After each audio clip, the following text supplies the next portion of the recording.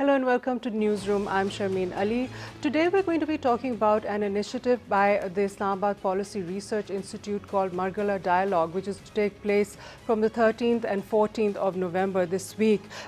This Margalla Dialogue aims to bring about peace and conflict resolution and for economic development in the region of South Asia, the Middle East and Central Asia as well, and how they intend to discuss how the regional dynamics of all these areas interplay with each other and how to overcome the different conflicts and troubles that these regions face that prevent their further development. So we're going to be talking about this. There are going to be 15 different speakers from different countries speaking in this event, and two of them are here with us today. We're very fortunate to have with us today Ms. Andrea Caradelli, who is a peace mediator at the EU and NATO, and she's from Romania. And we also have with us Dr. Muhammad Ali Salami, who's chairman Rasana, that's an NGO based in Riyadh in Saudi Arabia. So thank you so much, both of you, for joining us today on PTV World, and welcome to Pakistan. And I hope you're finding your visit well and enjoying what you see over here. Yeah.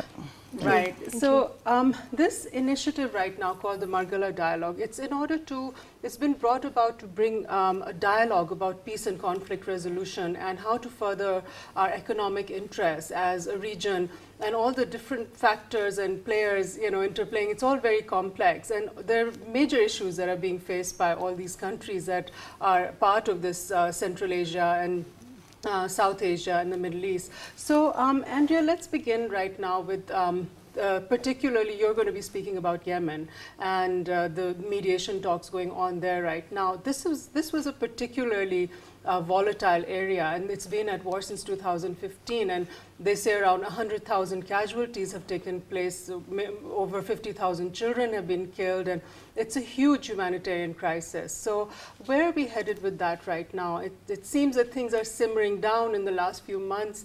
It seemed to have been flaring up when the Saudi oil facilities were bombed. So please update us about the peace process that's going on right now with the Riyadh agreement and all that right now. Thank you. First of all, thank you. It's great to be here in your studio, here in Pakistan, in Islamabad. Since yesterday when I arrived, I've witnessed so much hospitality, and I would like to thank you for that. When it comes to the question that you've just asked, I think it's the first thing that we have to emphasize is the fact that we should no longer speak in terms like conflict. Even conflict resolution should be kind of passed beyond and get into the peace talks, the peace resolution, the peace negotiations. This is the language, because words are very important. The words we use do matter. And depending on the context, I always, every time, whatever I do, if I teach, I'm also a researcher, I'm a trainer in security, in national security, counterterrorism. Whatever I do, I always try to help people understand the fact that the context is very important. And when it comes to Yemen, we have a very complicated context over there with many forces involved, many interests in the region, and unfortunately the ones that witnessed that paid the highest price, like in all the conflicts, like in all the wars that we are facing nowadays, are the people, right? The civilians. Absolutely. And what's even more heartbreaking is the fact that most of the victims were children, and were children under 5. So I imagine we all have, right? We have children at home. For me, with a child under 5 at home, when I read this, it really affects me. Which maybe it shouldn't, professionally speaking, but it does, and it should. It should be. We should become more human. I think that's the first thing that we need to do. We get into those negotiations. We get people. We have our national interests, our international interests as organizations, but we also need to look more into the human aspect. Absolutely. And that's the first step when we talk about peace. We need to understand that the main aim should not be the material one, but the human aspect. The people that are now displaced, or the people that are now in need of help. And I think the last numbers that I read, it was around 22 million That's the population of some countries, right? Exactly. So yeah, I think that's the path we should go on. And then you have all these, you have displaced people. You have all these people. About 3 million people in Yemen have been displaced from their homes, Exactly. and almost 300,000 refugees you have from this war. So wars always come with their humanitarian crisis. So Dr. Mohammed, would you like to give us a bit about the Saudi angle, since you're from Saudi Arabia, and this is one of the major countries that's involved in the Yemen war. What is now going forward? What do you expect with this Riyadh agreement and the de-escalation of tensions and the attacks coming from Yemen and the Houthi forces there? What do you expect going forward? First of all, thank you for having me in this your show, which is a very famous show, and I congratulate you on this. Second thing is about Saudi position in Yemen.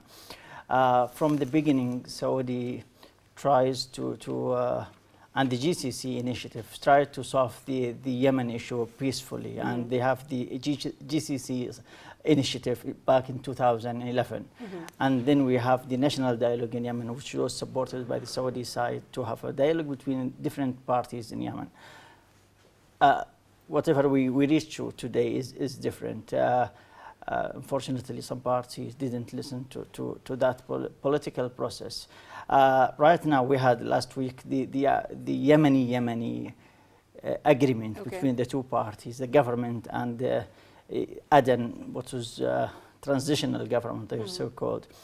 And after that, one day after that, we had the news that there was a meeting between Saudi and some of the Houthis, Yemenis, who were in Riyadh for a dialogue, which I cannot confirm that, but that's what we have read in the news. Also, just this morning, we have news that the deputy of the Minister of Defense in Saudi Arabia, Prince Khalid bin Salman, met with the Sultan of Oman, which is, of course, another neighboring country with Yemen, and Oman is one of the important countries when it comes to the Yemeni issue.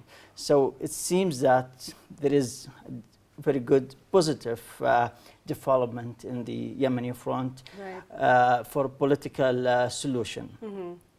Of course, Yemen is our neighbor. We have had more than 3 million Yemenis work in Saudi Arabia, hosted by the Saudi, even before the war. And historically speaking, Yemen used to come to Saudi, even they didn't need the visa, they didn't need resident permanent in Saudi Arabia. So, and we see Yemenis in our daily basis, details. Everywhere you go in Riyadh or other places, you can see Yemenis working with Saudis.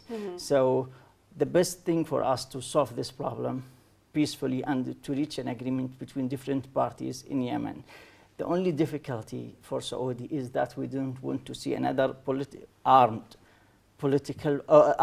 party in our southern border, like another Hezbollah, for example, in our southern border, because of the mountainous area. It's very difficult to control, so you cannot really, if there is attempt to cross those borders, it's very difficult to control, and that is the only thing we cannot tolerate. We want to solve problem. We want Yemenis, even the Houthis, to be part of the government. This is up to Yemenis to decide to be part of the political process in Yemen. But the only thing is Saudi is difficult with and facing difficulty with is to disarm those parties with the heavy weapons. And so that is, but I'm very optimistic on that, and the signals we have been receiving recently are very positive, and I'm hopeful that very soon, maybe, inshallah, we'll find a very good solution, both for the coalition, the Arab coalition, for Saudi Arabian, but mostly for Yemeni people. Right. Okay. Yeah. Hopefully there will be. Now, Andre, you said something very interesting, that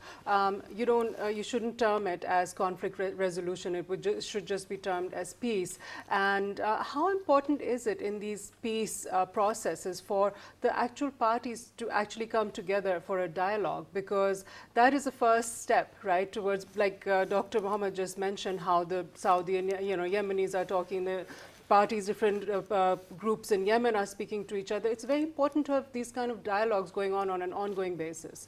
Yes, of course, is extremely important. But what is even more important than that is to be willing to really have a dialogue. Yeah. Is to be open to have a dialogue, not to be involved in a peace process without being motivated to go a step forward towards peace. Right. So we can talk about, you know, getting involved in dialogue, getting involved in those, those processes, and we have many sides coming in discussing. Professor here has been exemplifying some of them.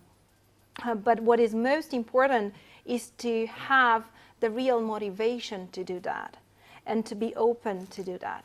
And that's one barrier that we have to pass, and that's very hard in any kind of peace process or conflict. I've been as a mediator in social cases as well, in civil cases as well. When you have just two people, two sides, right? It's even with two civilians, with two people, is extremely hard to mediate, because each of them comes in with a wall which is actually built. A wall of reasons, motivations, perspectives, and perceptions. Right. Because that's another thing. We have the perspective and the perception, and those are two very different things. So how do you actually go beyond that wall? How do you break it in order to kind of bring a common platform? And then there's one example that I always give, especially when I train. I always say that, you know, we are here, but no one is an expert and no one knows the whole thing.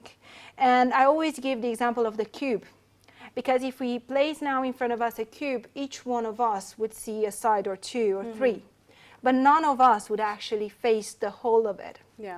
So what we need is to come together and understand the sides that each of us sees. That's key, because there are different angles to every situation. And now in the Middle East, there are different regions right now, and there's different issues going on in different parts of the Middle East. For example, now there's Syria, and you have Turkey, which wants to repatriate refugees back into the buffer zone, which is, you know, the whole Turkish, they want to have control of that area in order to repatriate refugees. So this is also a situation that is now very much there. What are your comments about that right now? Well, Syrian crisis is one of the worst, I think, worst crisis in this region. More than, I think, 600,000 people have been killed, and more than, I don't know, 12 or 13 million people were now refugees in different countries. So it's very difficult situation. In terms of Turkish presence in the southern east of Syria, people see it from different angles. People, of course, Turkey is talking about their, you know, security concerns, about ISIS, about PKK and other groups. So, but from the other side, it's another interference in the sovereignty of Syrian country, and the Kurdish state, people over there, of course. So it is it's different. How do you look at it? It's difficult. I hope it's over, even very soon, and I hope from Turkish government will look at it differently as well. Of course, I totally understand their security concerns, of course, but also it is just allowing themselves to interfere in the other country internal affairs without any invitation from the state is another issue, I think, from international perspective. So I think we should come to a conclusion solving that. Of course, the Syrian government has to be very strong regardless who is in the position. I know now it's the Syrian government is very weak. The Russian interference, the Iranian interference, it's just a mess in Syria. You cannot know with whom you can talk or to whom you can talk. So it's very difficult. And of course, the Arab League has a statement on that, according to the Turkish interference. Right, that was another huge humanitarian crisis, right, Andrea? Over the last few years, the war in Syria has just taken its toll, and we've seen so many refugees. And then you had President Donald Trump saying that, you know, they're going to allow Turkey to go, you know, and bomb the northern part of Syria, and then he said, no, we're not. And then it was just going back, and he was criticized a lot by his Congress and all that. Why did you sort of back out on your allies, etc.? So that became a very complicated situation, but it seems to be also hopefully settling down in the near future. It is. One of the reasons why it's settling down right now is actually Turkish, the Turkish intervention, the Turkish operation. It is actually I was kind of mostly attached to the Syrian conflict because I was there. I was there in Syria for 1 year just before the revolution. I was a student there. And since then, my focus actually has been Syria. My PhD research is on the Daesh phenomenon, starting from Syria, Iraqi-Syrian context, and moving up to Turkey, the way the phenomenon developed in Turkey and Europe. That is why I can definitely say that Turkey is one of the countries that has been affected by this conflict, mostly in the past years. And of course, as a country, it should not have stayed like it didn't stay as it is. You know, it cannot be static. They should have done something, and they did it. So no one can actually blame the intervention, any of the interventions that Turkey had. That's because it's defending your own borders. I was in Kuwait last week teaching border security, so I kind of looking from the security perspective, I do understand why Turkey does this, and its position is really well argumented. Then there's something else, and unfortunately the media sometimes shows, sometimes it does not have access to these videos or to this information, but it would be great if we have more images of the way Turkey has been involved in the region and the way they left the cities where they got in behind, because it's a very big difference. We have civilians getting back. We have like the region staying as it was. Like you wouldn't see the same amount of destroyment as you would see in other regions. So the different side of the story has not been seen from the Turkish side. They do take care of the humanitarian perspective of the civilian side, and they do.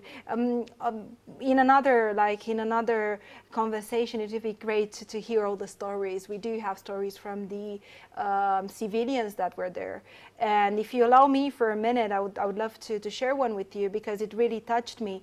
One of the children in the villages that were left behind by IPG, of course, when they left, they took with them all the water resources or the food, everything they found, because it was needed. So the families back there were left without any food, right? So the Turkish army, the Turkish soldiers come in, and they come into those villages, and they see those families, especially children that are hungry and thirsty. So the first thing they did, they opened their bags and they took everything they had and shared with the children. All of them ate. Just one was standing in the corner, and one of the soldiers went to him and asked, "What happened? Why aren't you eating? Aren't you hungry?" And he said, "Yes, but I swear Allah would actually forgive me if I die without eating, but I wouldn't forgive myself if I eat something from you when you need the strength to protect us." So a lot of stories of humaneness and all. And then you have the border towns of Turkey also, which are really affected because they're bordering with Syria. And then you're hearing about how refugees come and live there, and then they have to compete for jobs, and they have to accommodate all these new people. And then, the bombardments that go on, they actually go and affect those border towns as well. So do you have any comments on, the cost that it takes, on the lives of the people in those regions when you have such conflict? Of course, when there are some refugees in any country, they are, of course, the state will suffer a lot. Of course, when it comes, for example, we have it in Saudi Arabia, when we have more than, I think, 1.5 million Syrians, more than 3 million Yemenis live in Saudi Arabia right now. Most of them are refugees, and the state has to take care of them. So, for example, you have to give them access to schools, you have to give them access to the universities, you have to help them finding jobs. So this is, of course, it's an important issue for any state, and of course, you have to take care of all families of those people, and of course health issues. So it's an important issue, of course, and the state has a very exactly. Of course, And so when you have these conflict zones, those become sort of a breeding ground also for terrorist groups. Like we saw in Syria, there was ISIS, and then there was also like PKK attacking Turkey, and different groups acting, on their own within those conflict-ridden zones that we've seen in Afghanistan. Also, wherever there's conflict, you have more breeding ground for terrorist groups. So your comments on that? It's exactly like cancer. Cancer is an illness. The cancer cells, it's been proved that they can only develop in an acid environment, acidic environment. If you have an alkaline environment, then the whole system of the cancer cells is not going to be able to develop. So I always make this analogy with the conflict zones, with the areas where we don't have, the areas that lack power and security vacuum, so that's a power vacuum, basically a security vacuum. So in these areas, you would definitely find opportunities for those groups to come in, infiltrate, or mostly they're there, and they're unfortunately always one step ahead of us, and that's something that I always underline, the fact that we need to try and be one step ahead of them, although it's very hard, but we can work about it. So we have those environments that are very favorable for what they do, for their objectives, and this is how they kind of use the context. Again, the context is very important. In Syria and Iraq, the former organizations that preceded what Daesh is today, they used the context that was formed first in Iraq and then in Syria with the Arab Spring. They used the context very well to find a place for themselves and to develop and expand. Right, exactly. And they play on emotions, emotional issues, for example, religious issues, family issues, and try to use social media very professionally, unfortunately. So it's our duty, of course, as the media platforms and as individuals as well, to confront those people and to explain to the people the right things, because sometimes they misuse like some text from Quran, for instance, or from Hadith, and to promote their own, or to explain their own performance or what they are doing, which is of course terrorist. But then our duty in the media and universities, in different platforms, to explain issues to the masses, to different people, at least to have this, use those platforms and not leave this for them alone. Otherwise, they will attract more people, unfortunately, using such platforms. So the bottom line is that in order for there to be development and progress, there has to be peace, and where there's conflict, then you're going to have all these, terrorist activities, the suffering, humanitarian crises, things like that. So now, as far as the Middle Eastern region is concerned and its relationship with South Asia and Central Asia, what do you see going forward, in order to overcome the difficulties that the regions face and to enhance the sort of economic cooperation amongst the different countries? What do you think are going to be the major shifts that need to take place, Andrea? I think it's still early to give any, firm arguments on this. We are definitely in a very critical time. We are actually at crossroads. We can continue like this and destroy ourselves, because there's no conflict anywhere in the world that does not affect us. Even if it's not personally, even if you don't feel it directly, it does. So we can continue in this war of interests, or we can understand the fact that if we want this to end, we all need to share hands. And we all need to first think of the good of the humans, of the good of the civilians there, and then our own interests. And then all the power politics and things like that. And Dr. Mohammed, how important do you feel is an event like this, where you have all these, different people and minds coming together from all these different countries? I mean, there's 15 different countries, and they're discussing all the different, issues that affect their respective areas. How important do you think are events like this to bring people together? Well, that's very important for several reasons. One is just to understand the different perspectives of certain people to certain case. For example, when it comes to, in Pakistan, it's very important to know more about Kashmir issue. It's a very important issue for us in Saudi Arabia and the Islamic world when it comes to the Kashmir crisis. Also to the Middle East, to the Syrian, to Yemeni crisis. So it's always good to have such meetings in regular basis, to exchange ideas, to know more from each other, to explain our situation differently. Also, it's very good when we have different experts coming from different countries with very good experience in certain issues, and then maybe, for example, I look at certain issue from a certain angle, and then those people looking from different angles, then I can learn. Even I'm expert in certain issue, I can learn from the other people perspectives. The other issue is, I think it's very good opportunity right now to explore the areas. For example, when it comes to Saudi-Pakistan relation, and it's not only military, political, it's economy. Now we have very good revenue in Gavadir, port. So economy is it's a key issue. Right. To the question you asked before, to go over those problems, to have joint projects, economic joint projects, big mega projects. For example, when do you see that the change in associations, for example, before the United States was a large player in the South Asia region, do you see all those dynamics changing, and there's more of a China and Russia kind of a regional bloc kind of emerging? Do you see it definitely that way? Some people would say that. Yeah, definitely. With the CPAC, for example, project between Pakistan and China is a huge project that is has its own impact in other regional countries. Of course, China now is investing heavily in its presence in Saudi Arabia.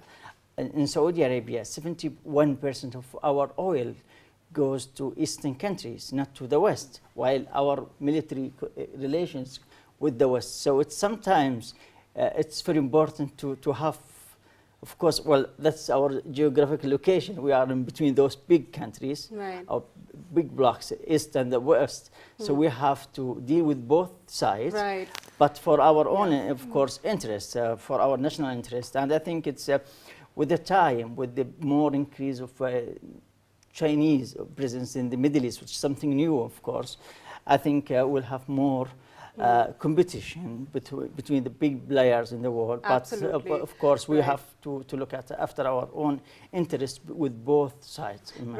That's all the time we have for this session with you all. I hope we get more time to interact with you while you're on your trip over here, and enjoy the rest of your trip. Dr. Mohammed and Andrea, thank you so much for joining us on Newsroom. Thank you very much. Thank you for having us. After the break, we're going to continue our discussion about this Margalla dialogue, and we're going to speak to another guest of ours, but stay with us and we'll be right back.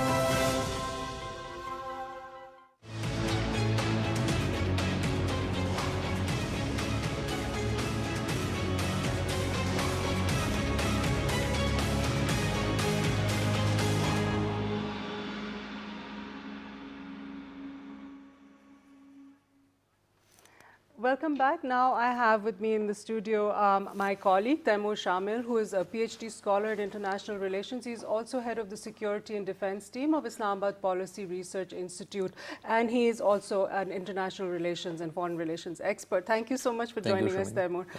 So now this particular event that's happening on the 13th and 14th of November, you're associated with the Islamabad Policy Research Institute. In today's geopolitical world, with everything that's going on, and all these countries now, this particular event called Margalla Dialogue focuses on what they've coined the term Samika region, Yes. with South Asia, Middle East, and Central Asia region. right.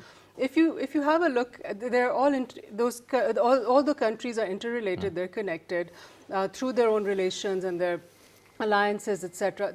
A lot of them are faced with conflicts, and they all have massive potential for economic growth. So, in your opinion, how important is such a dialogue to be taking place at this time? Absolutely, Sharmeen, and that is the basic idea. You rightly mentioned that there are so many conflicts, but at the same time, the potential of these regions is huge. Connectivity potentials, economic potentials for that matter, are huge. And the conflicts that we see in these regions, starting from Middle East and South Asia, we see Syria, we see Iraq at the moment, we see Afghanistan, Kashmir for that matter. So there are a lot of conflicts certainly. And addressing these conflicts in an informed way, and also generating a debate, an intellectual debate on actually addressing these issues is very, very important. So Margalla Dialogue is aimed at generating an intellectual debate on the solution to all these issues that are going on at the moment. We have different sessions in Margalla Dialogue. We have, and they'll be focusing on different themes from geopolitics to governance and economy, and several other simultaneous sessions would be there on technology and climate change as well, because we are certainly, all of us, all these regions are directly affected by the climate change, So, and that is, I would say, the next upcoming challenge for all the countries and all the regions for that matter. So under your conflict resolution dialogue, there's a portion about Kashmir. Now we're just talking about conflict resolution with one of your speakers. And the most important thing is to come and be at the table for two parties to negotiate and talk and understand each other's side of the conflict. Now that does not seem to be happening in the case of Kashmir. We've had a situation with Kashmir right now, and with India, it's been very tense, yet you've had the opening of the Kartarpur dialogue corridor. So do you think that will further enhance now any prospects maybe? Because in this also, in this Margalla dialogue, you're seeing that any Indian representation is missing. So at the moment, it just seems like there's a complete freeze, yet you had the Kartarpur corridor opening. So what is your view on this? Certainly, I think Kashmir is a very important issue as far as Pakistan is concerned. As far as, for that matter, Afghanistan is very important for us, for Pakistan. We are directly affected by what is happening in Afghanistan and also what is happening in Kashmir. You rightly pointed out that Pakistan has opened this Kartarpur corridor because we want peace and stability in the region. We want to open up with our neighbors, but we don't see that being reciprocated from the Indian side. It has a reason, Sharmeen, because I think there is this rise of Hindutva, rise of saffron tide in India, and people who basically contest their elections on anti-Pakistan sentiment, on anti-Muslim sentiment for that matter.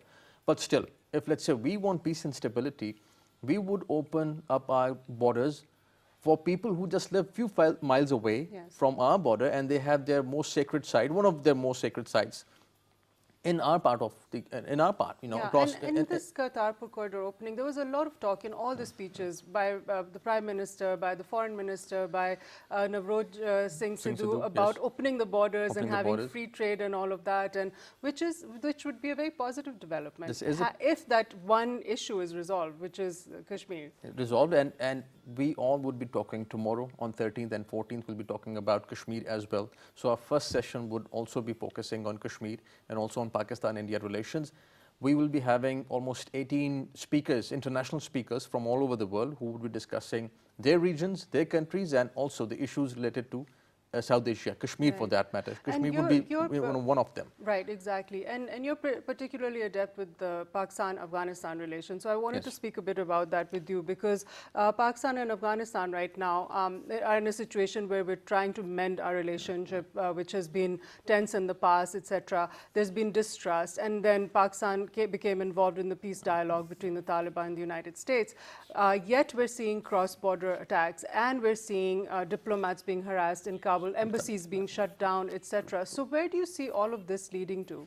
Sharmeen, as I said earlier, we want peace and stability, and you must have observed that our officials former foreign secretaries, chief of army staff, they have been visiting Afghanistan very often. Yeah. Foreign Minister Shah Mahmood Qureshi made his maiden trip to Afghanistan. His first trip anywhere in the world was to Afghanistan, to Kabul. That shows Pakistan's commitment to the Afghan issue, and I think we maintain that Pakistan stands for, supports any peace process that is led by the people of Afghanistan, that is owned by the people of Afghanistan. And when we say the people of Afghanistan, we mean everybody in Afghanistan. But the bigger issue, Sharmeen, is the political settlement, the political future of Afghanistan. Yeah. And we have to see, because Margalla dialogue is going to be talking about the intra-Afghan dialogue yes. and that whole process and as we well. have speakers You have a from speaker Afghanistan who will be talking about the Afghanistan issue, because we think that we are here to listen to people from other parts, of the world. We want people from Afghanistan, from other countries, to be talking about their own issues and educating us about the way they see these issues, and also how collectively we can talk about these issues and we can find a way out. Mm-hmm. Right, exactly. So now, other than conflict resolution and geopolitics, let's come to that now. The changing power dynamics in the region, that's also going to be discussed over here, which is a very new and interesting sort of development in the region. You're seeing more of the influence of China, and also you're seeing Russia. So where do you think this is going to be going? I would say the alliances are taking place. We see new alliances in the region. We see new global alliances for that matter. You're right that we see China rising. Yeah. We also see that somehow China is posing an economic challenge to the United States. And strategically, we see Russia also posing some sort of a challenge to the United States. Mm-hmm. And their goals and their foreign policy designs in the Middle East, for that matter. We saw that in Syria. So talking about all these things and prospects of regional integration, we'll be talking about that in Margalla dialogue. We'll be having people from Russia, United States for that matter, China as well. So all these countries in Islamabad at the Margalla dialogue will be talking about the geopolitics that you're talking about. And Sharmeen, we are at the center of this geopolitics that is going on, Right in the middle. We connect South Asia with Central Asia. We connect South Asia with Middle East for that matter. So our position, our geography is very important. Our geostrategic position is very important. So tell me this, what kind of prospects does Pakistan have as a regional trade and energy hub for the region? Because this is also going to be a topic that's going to be discussed. We look forward to seeing what the speakers have to say, but that is also huge potential that we have over Economic potential, huge economic potential, because I think Pakistan and China are now working on a mega economic activity, that is China-Pakistan Economic Corridor. Together we can explore the markets in Middle East. Middle East too is a big, I would say, market for China.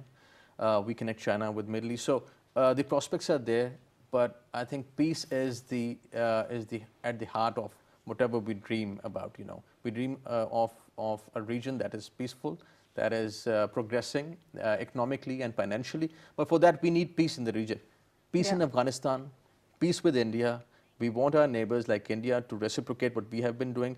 If we don't have peace in Kashmir, if we don't have peace in Afghanistan, how can we go for better economic designs in the region? Absolutely. Or connectivity for that matter? Let's not forget what the entire region is facing right now. There's the threat of climate change. That is a bigger threat to national security than anything else. That's what's been discussed in the past. So this is also going to be a major topic that's going to be discussed. And water scarcity issues. Yes, and water scarcity. And I think this would be the melting of glaciers that we see at the moment, especially in Pakistan, north of Pakistan, north of India for that matter, and how in a better way we can use our water resources would be the topic of discussion of the climate change session. A lot of speakers, international speakers would be attending that. We'll be having our ministers who would be attending the climate change session. So you've got all the different input from all the different people who are there, who are actually dealing with these issues. And the idea is to come up with practical recommendations, things that we can practically do. Exactly. Things that the region or our government can actually work on. Practical solutions. Thank you so much, Taimur Shamil, for joining us on Newsroom today. Thank you for joining us today on our program. That's all the time we have for today's program. We're looking forward to a very interesting dialogue between all the different people from this region of South Asia, Middle East and Central Asia in this upcoming Margalla dialogue on 13th and 14th of November. Let's hope something great comes out of it. Thank you for joining us. See you next time. That's bye-bye from me, Sharmeen Ali, and our team for now.